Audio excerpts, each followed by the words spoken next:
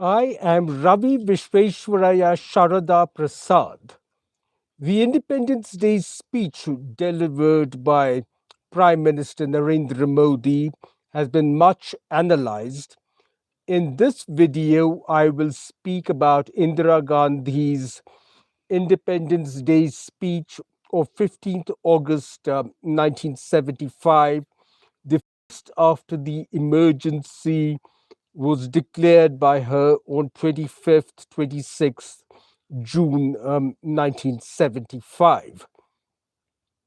Very early on the morning of 15th August 1975, as he was getting ready for the Independence Day celebrations at Red Fort, my father, H.Y. Sharada Prasad, received a call on his RACS telephone from Dhaka informing him that T-54 tanks of the Bengal Lancers and 105 armored guns of the 1st Armored Division and the 535th Infantry Division had begun moving towards the Dhanmondi 32 residence of Sheikh Mujibur Rahman.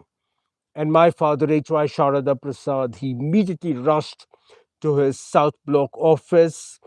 And although Indira Gandhi had informed Sheikh Mujibur Rahman in detail about the assassination plots against him, the officials of the Prime Minister's secretariat were still rattled when the assassination actually took place. Even Indira Gandhi, who was always in total control of herself, even she was somewhat shaken.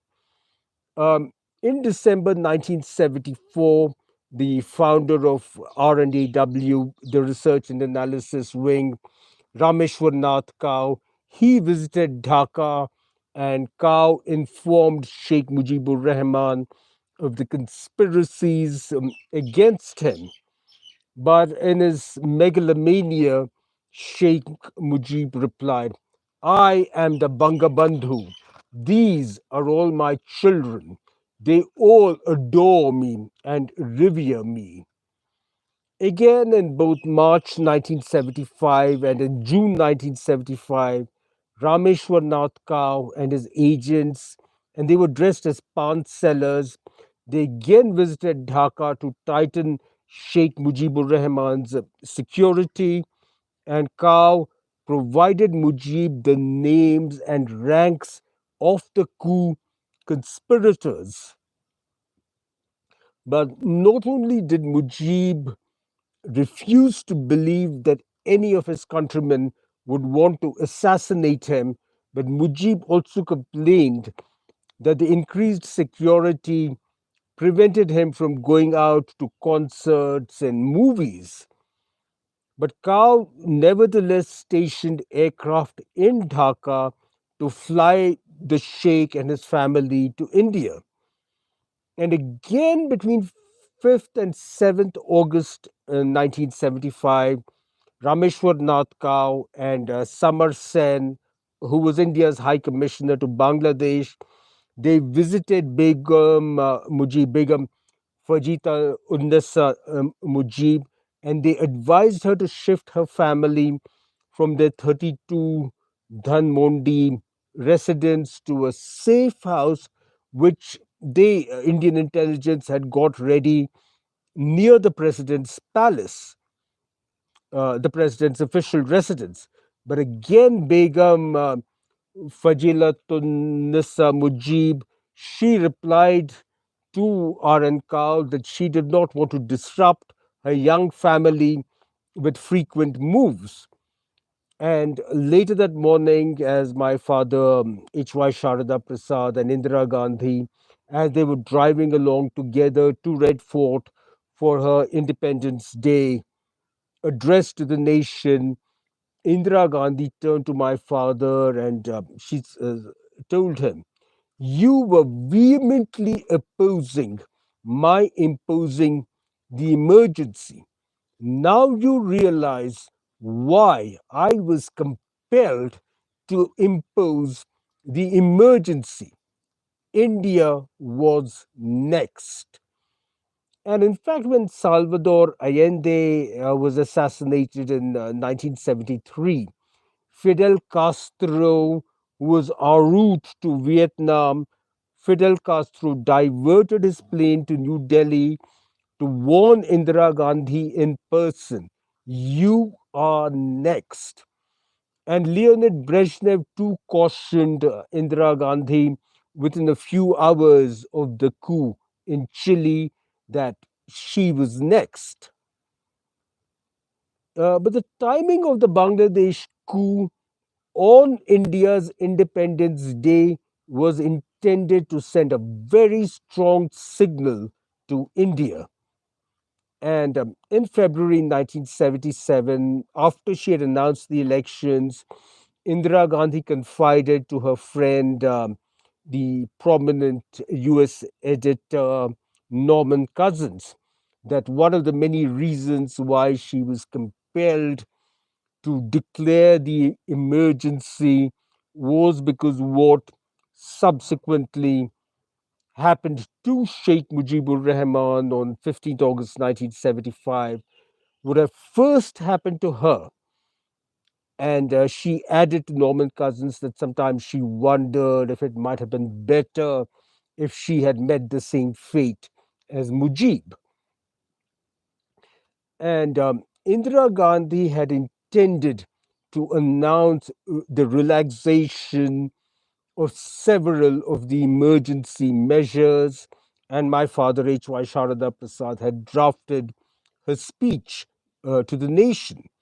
And Indira Gandhi intended to announce the release of most political prisoners and the lifting of prior press censorship and retaining only crackdowns on economic and financial offenses, smuggling, hoarding of commodities, the Koffeposa and Ferrer types of offenses.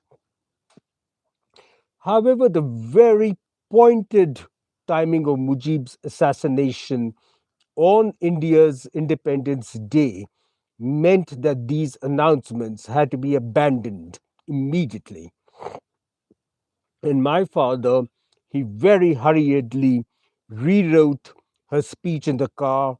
And even as she began her Red Fort address to the nation, my father was frantically scribbling subsequent paragraphs for her to read out, even as they very anxiously awaited further news from Bangladesh. And it actually was a masterly performance by Indira Gandhi from the ramparts of Red Fort. She was never a great orator with rhetorical flourishes, but her simple, direct, sincere style struck a chord with the masses that she was a fierce tigress who would go all out to protect her cubs. And that day, in her tired, exhausted, tense, high strung voice, Indira Gandhi convinced the common masses that she was the only person who could prevent the dismemberment and disintegration of India. And Indira Gandhi began her 38-minute speech in Hindi by mentioning that this was the first live televised Independence Day address. Satellite television had come to India for educational purposes just a few weeks ago. And at the very outset, she praised India's space scientists for launching the satellite Aryabhatta. And after that, Indira Gandhi then attacked an opposition politician without naming him, who had referred to the national flag as a mere piece of cloth. And she launched into a long explanation of the significance of the national flag, and especially in the freedom movement, and very carefully avoiding any mention of Pakistan and Bangladesh, as well as of the NATO bloc, and the Eastern Bloc, she emphasized, and I quote as a translation from her speech in Hindi: we did not belong to this bloc or that bloc, nor do we belong to any third bloc. We go ahead keeping only the interests of India. I want to make it clear that we have never allowed any other country to interfere with our affairs. We are not letting it happen now, and we will not let it happen ever. And without naming Jayaprakash Narayan and the RSS, she attacked the indiscipline and lawlessness generated by the Gujarat and Bihar agitations. And I quote as a translation from her speech in Hindi: like freedom, democracy does not mean that everybody is free to follow his individual path. People can opt for themselves policies. They can follow a certain line of thinking. They can raise their voice of protest. But this has to be done within a certain set of rules. They cannot adopt a course that would cause pain to others or weaken the country or allow alien influences to condition our policies and tamper with our course. And she added, this different course did not represent any particular policy because people subscribing to different points of view had joined hands together. These people did not see eye to eye with each other, either regarding the country's foreign policy or its policy at home, and yet they joined together. It cannot be claimed, therefore, that the agitation started on the basis of some policy. They decided to launch all over the country the Gujarat and Bihar type movements aimed particularly against the central government.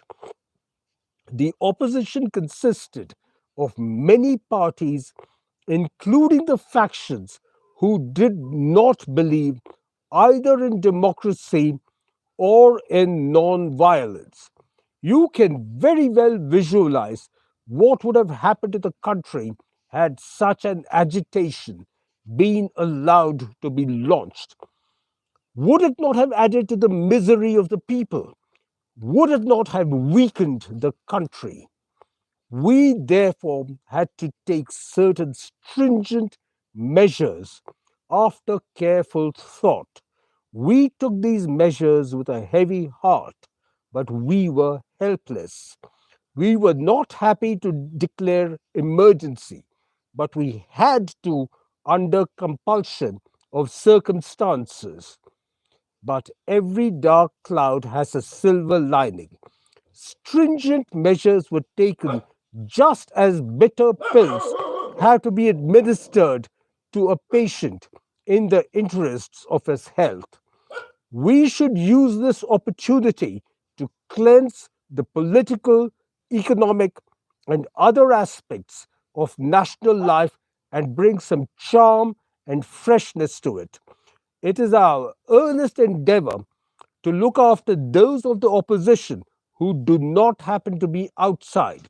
I have written to the chief ministers to instruct their officers to ensure that no injustice or excess is done. So that was a direct translation from Indira Gandhi's speech in Hindi, and large parts of it were written by my father. He was responsible for the final draft. And then Indira Gandhi spoke out against police excesses. She then went on to describe the measures she had taken to control inflation and increase agricultural output and industrial production, and her plans to increase both rural and urban employment. Um, and in recent years, there has been a lot of heated debate about Indira Gandhi inserting the terms secular and socialist into the preamble of the constitution, during the emergency. And as I had written in some of my articles, she introduced the term socialist into the preamble of the Constitution to fulfill her promise to Jayaprakash Narayan and Loknaik Jayaprakash Narayan. He had been campaigning for India to be made a socialist republic ever since April 1946, when Loknaik Jayaprakash Narayan JP was released from imprisonment by the British. And Indira Gandhi introduced the term secular because she knew that the RSS would come to power soon, riding on the coattails of Jayaprakash Narayan. And in her Independence Day speech of 15th August 1975, Indira Gandhi had declared, real democracy will come when socialism and secularism are fully established. Some people who, in the recent past, kept raising slogans of democracy did not believe in socialism and were, in fact, indulging in communalism. So I think this is the root of her deciding to amend the preamble to the Constitution to introduce the terms socialist and secular. And again, towards the end of her speech, Indira Gandhi declaimed, some people accuse me of concentrating all power in my hands, but the orders that I may have to give have to pass down to ministers and then on to big and small officers at various levels, and finally to patwaris in the villages or even lower officers. In the process, the orders are sometimes implemented and sometimes not. At times, some people inadvertently modify these orders. At other times, they get altered deliberately. Some people exploit the orders to their advantage, while some others are always busy preventing their implementation. All these things happen, and this is the one main reason why we couldn't implement some of our major policies. Indira Gandhi then continued, I meet not thousands, but millions of people. There would hardly be any person in the world who would meet such a large number of people coming to me almost every day from all corners of the country. I receive many reports every day, but the country is so vast that it is not possible to get to get all the information. Some information comes late and some does not come at all. I have to see that the programs of eradication of poverty move vigorously ahead, despite attempts by powerful elements to obstruct them. I have to ensure that the streets, the villages, and the cities remain clean and beautiful. There are many big and small tasks for me to complete. So, this is what Indira Gandhi said in Hindi towards the end of her Independence Day speech on 15th August 1975. It was a very highly personal speech towards the end, talking about herself and the challenges that faced her. So I think I should conclude here. So please subscribe to my channels on YouTube and Instagram. And please connect with me on LinkedIn, Facebook pages, Instagram threads, and Twitter. On my YouTube channel, I'll be uploading several more videos about politics, the economy, business and industry, and about technology and technology policies. So please subscribe to my YouTube and Instagram channels. This is Ravi Visvesvaraya Sharada Prasad saying goodbye. Have a great day.